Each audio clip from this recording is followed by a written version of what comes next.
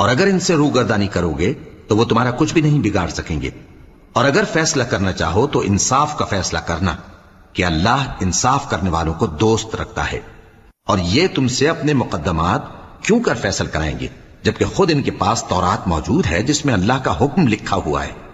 یہ اسے جانتے ہیں پھر اس کے بعد اس سے پھر جاتے ہیں اور یہ لوگ ایمان ہی نہیں رکھتے۔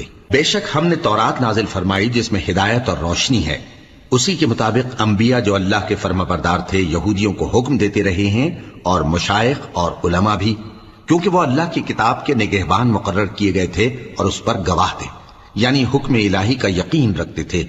سو تم لوگوں سے مت ڈرنا اور مجھی سے ڈرتے رہنا، اور میری آیتوں کے بدلے تھوڑی سی قیمت نہ لینا۔ اور جو اللہ کے نازل فرمائے ہوئے احکام کے مطابق حکم نہ دے تو ایسے ہی لوگ کافر ہیں۔